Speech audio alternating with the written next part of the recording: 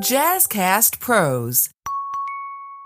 Today's episode is for every woman who's standing at the edge of love again, wondering, is it safe to open up my heart? Maybe you've been through a divorce or a painful breakup or even an abusive relationship that left scars deeper than anyone knows. You have taken the time to heal. You're healing, rediscovering yourself, and rebuilding your life. But the thought of dating again feels both exciting and terrifying. So let's talk about it. Let's unpack how to know when you're ready, how to rebuild your confidence, and how to protect your peace while opening your heart to love again. Welcome to Healing Her Within, the podcast for women who are ready to break free, rise up, and reclaim every part of themselves. I'm your host, Marianne Rivera-Dannert, certified life and confidence coach, author, speaker, and a woman who's walked through the fire and came out fearless. Each episode is packed with real talk, mindset shifts, powerful tools, and soul-fueled conversations to help you stop surviving and start thriving. This is Healing Her Within. Let's be honest. Dating after a long break is not like hopping back on a bicycle. You've heard that saying before, when you stop riding a bike for a long period of time, or when there's certain things that you have stopped doing and you were really good at it. It's kind of like hopping back on a bike. You just pick up where you left off. Dating again is not like that.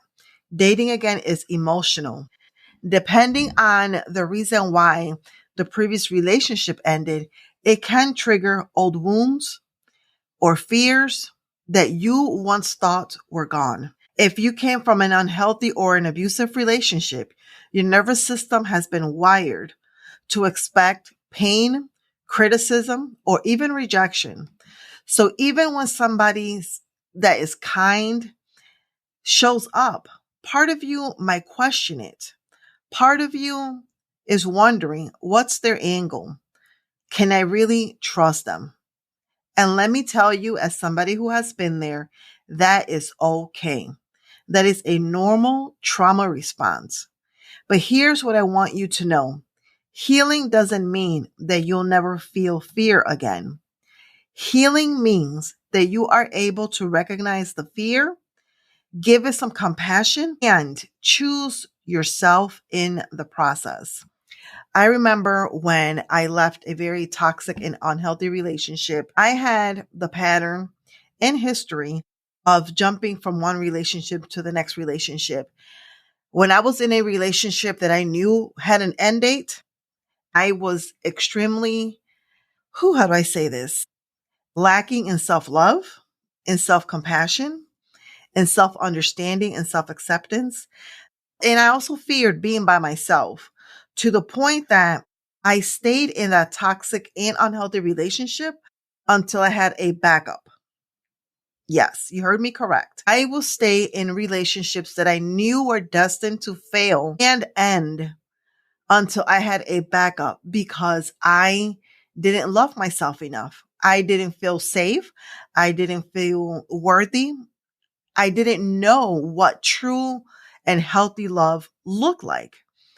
And because I feared being by myself, in my mind, I had played myself and psyched myself up in believing that it was better to stay in the relationship that I was in, no matter how toxic and horrible it was. But it was better to be in that relationship than to be by myself. And when I left that last relationship, my prayer to God was, let me fall in love with myself before I fall in love with somebody else. Now, did it quite work out that way? Not necessarily, because part of me, yes, I was mentally making the decision and had, spoken the decision to God that I wanted to focus on myself, that I wanted to focus on my children. However, the connection between my mind and soul was not there. So while my body was saying what the words were coming out of my mouth were saying, we're not connecting on an emotional and mental level, because not that long after I left that horrible relationship, did I find myself on MySpace. For all of you young folks, MySpace was before Facebook. I found myself creating a profile, and I still remember to this day that the very first sentence of that profile read, "Not looking for a relationship, just looking to be wine and dined." First of all, if that doesn't scream unhealthy, toxic, lack of confidence, lack of self-love, and all the red flags, I have no idea what it is. But that's what my profile read. And I was talking to 4 guys, including my now husband, and it has been 17 years. So there are some things to say about online dating, but we will talk about that later on. So when I first got with James, one of the things that I was brutally honest about was about my past, what I'm looking for. And literally, I think there comes a point in every woman's life when you have been treated like crap, literally, that final person pays for everything from before. Because poor James, we'll talk about that in another time. But literally everything that I've always wanted to do and say in previous relationships, I told this man within the first week. And when he started showing me love, it was kind of like, okay, what are you really after? Because no one is that nice for absolutely no reason. This was before we were physical, before any adult things happened. And it was like, okay, what are you truly after? What is your ulterior motive? So it took time. And again, because he knew about my past, because I was very honest and open from the beginning, he gently said to me, "I am no one from your past. Let me teach you what love really means and what it feels like." So it took some time for me to learn to trust and love myself and recognize what the signs of true, genuine love felt like and what it meant. So before you step into the dating pool again, I want you to take a moment to check in with yourself. I want you to ask yourself some questions so you can truly decipher the reason why you are seeking love. So ask yourself, am I seeking companionship or am I trying to fill a void?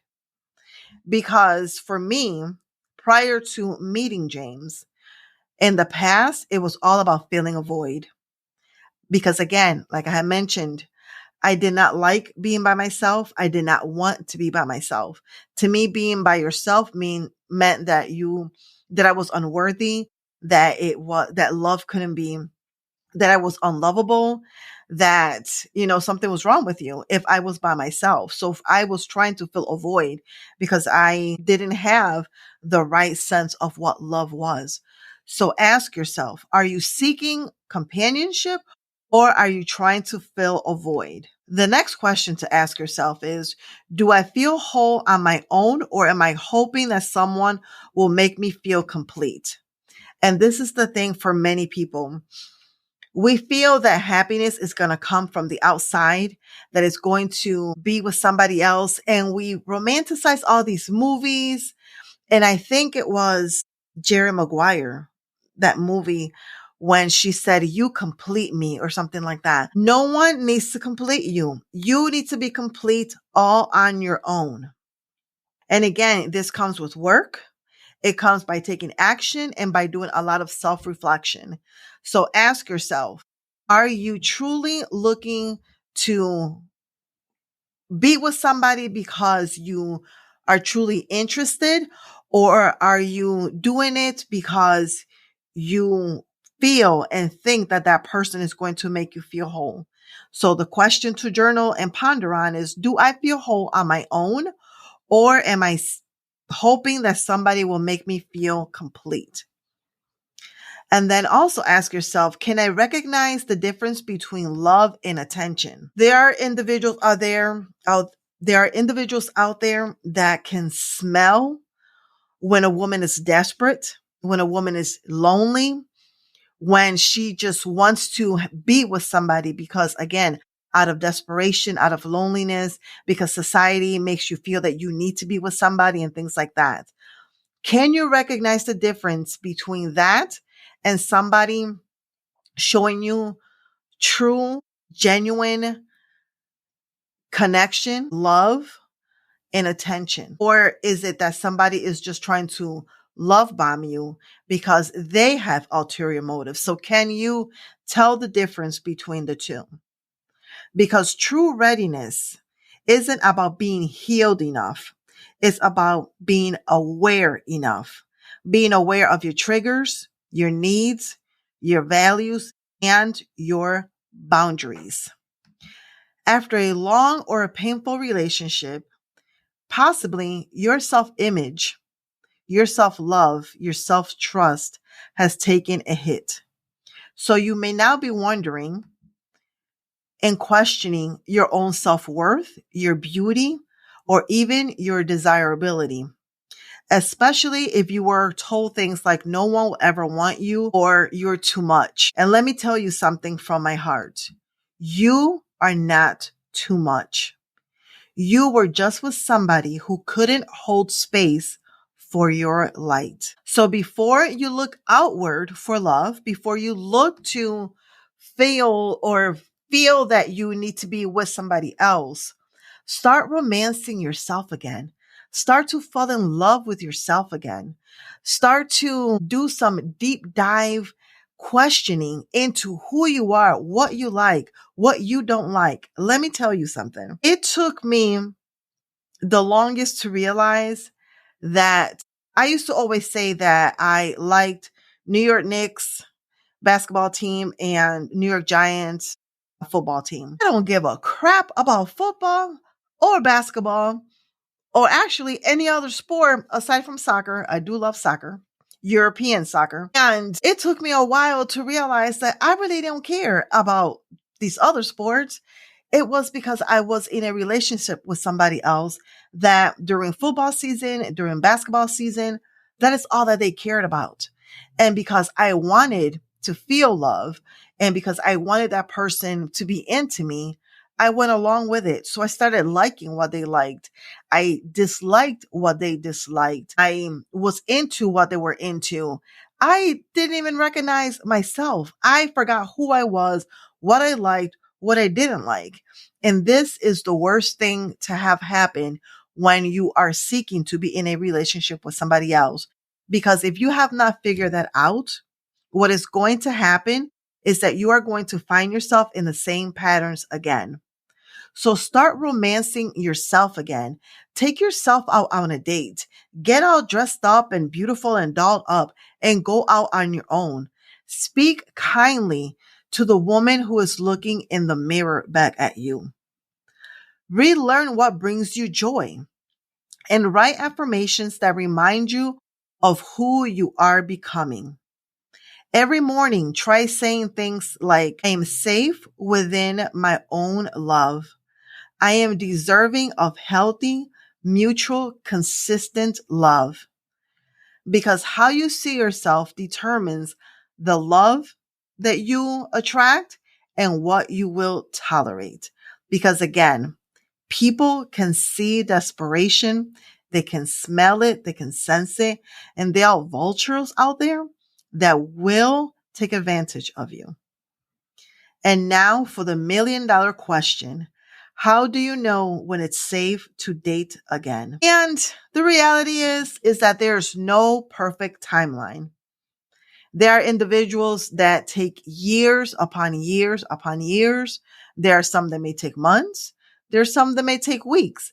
Everyone is different. But what they are emotional checkpoints that you can use to check in with yourself and trust that intuition. And we'll talk about that in a second. You are probably ready to start dating again when you no longer feel angry or bitter towards your ex. You feel neutral or even grateful for the lessons that you learned during that relationship. And again, this takes time. It could be through therapy. It could be through coaching, journaling and doing a lot of self-reflection to be able to pinpoint those lessons, because I don't believe that there are such things as mistakes. We just make decisions based on what we know in that moment. So what lessons have you learned? Are you aware of those lessons?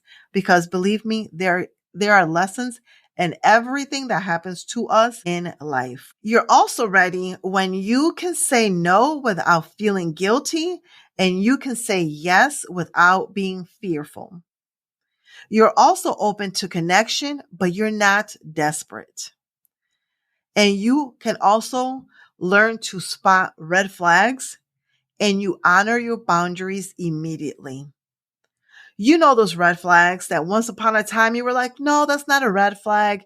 It's pink, or it's mauve, or it's fuchsia, or it's every color but red. Because honestly, you were being a little delusional, and you were not loving yourself and honoring yourself like you are now. So when you can spot red flags and honor your boundaries immediately, sis, this is a sure sign that you are ready to start getting back out there.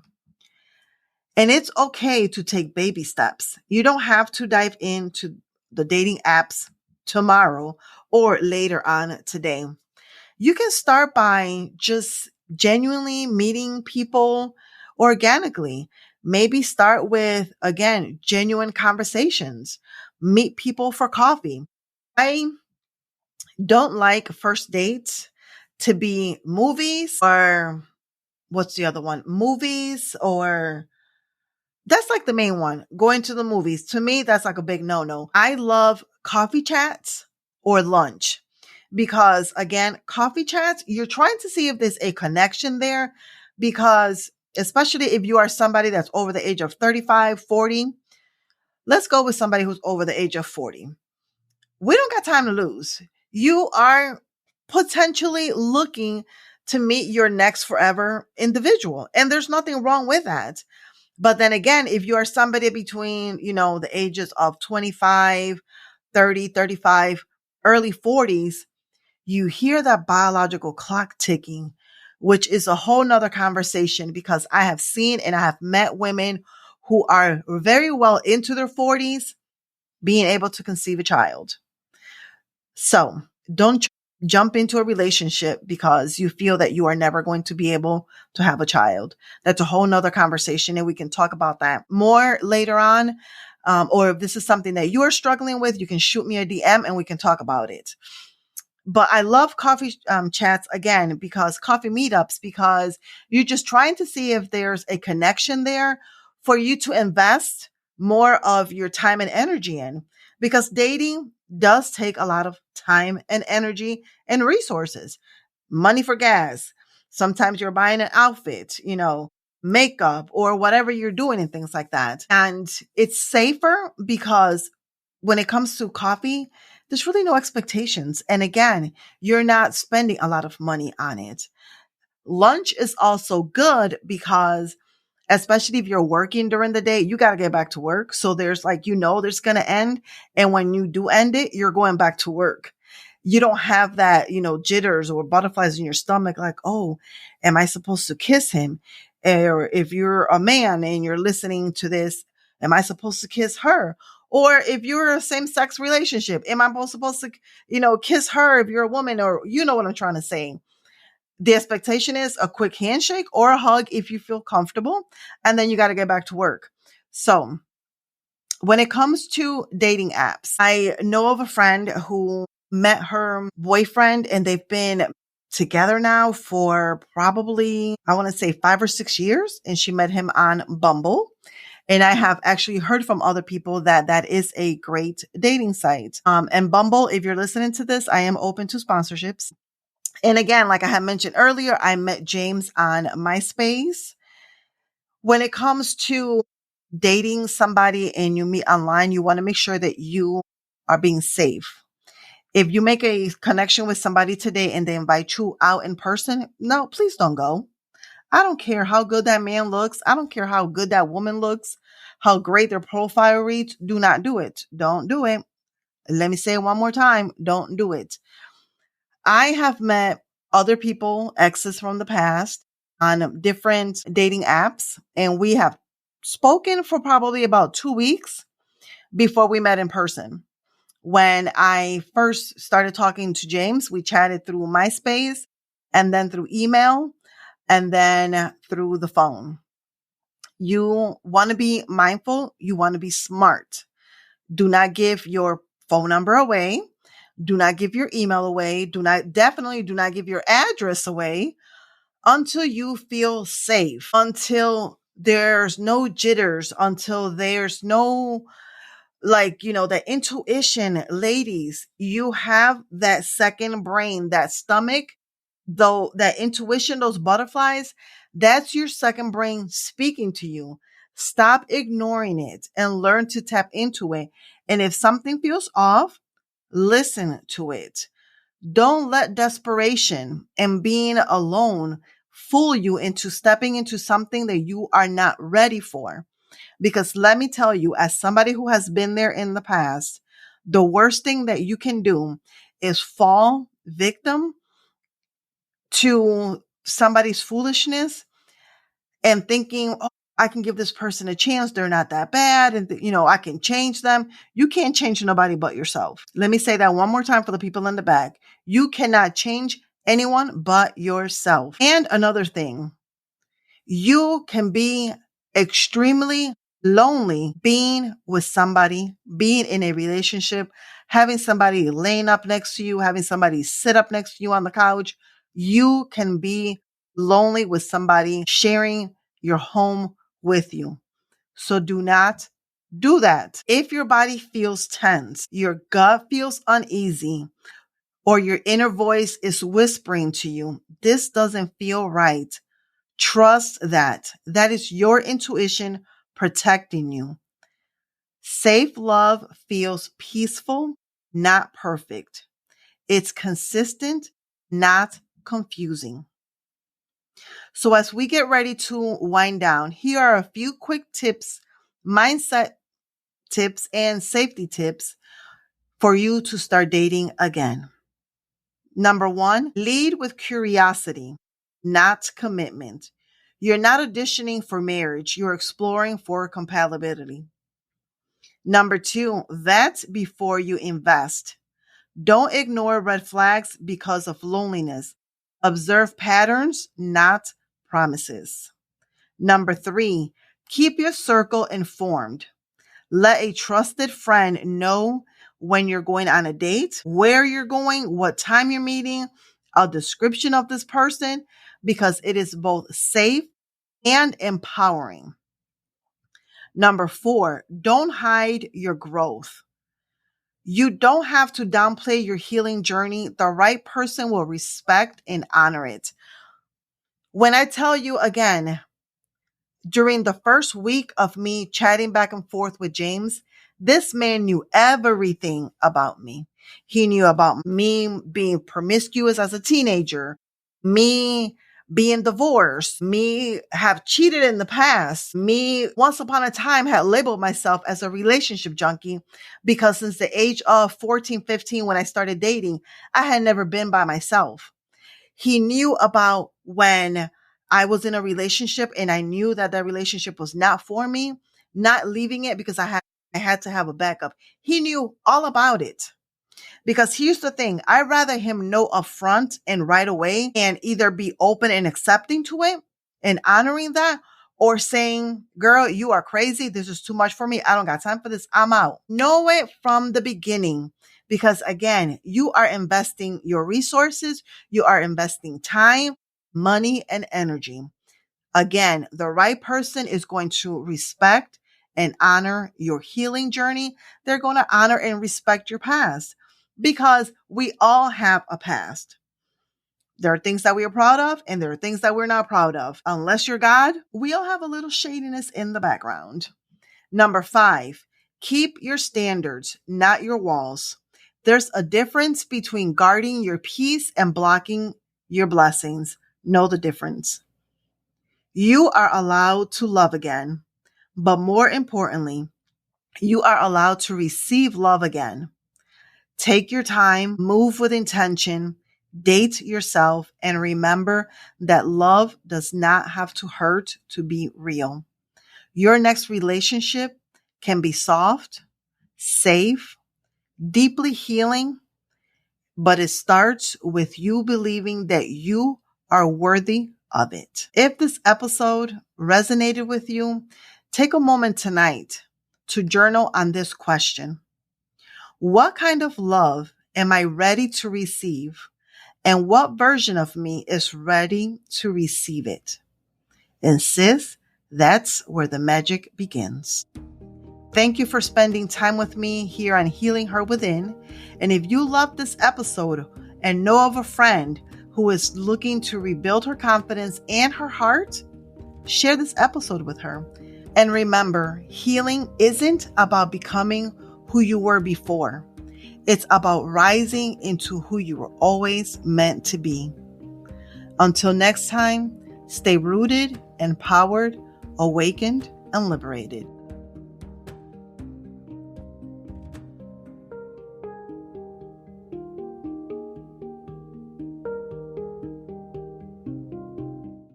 And one last thing, this is a disclaimer. The information shared in this podcast is for educational and entertainment purposes only, and it's not a substitute for professional advice, diagnosis, or treatment. I am not a licensed therapist or counselor. If you're dealing with mental health or emotional challenges, please seek support from a qualified professional or a licensed counselor. Have a beautiful day.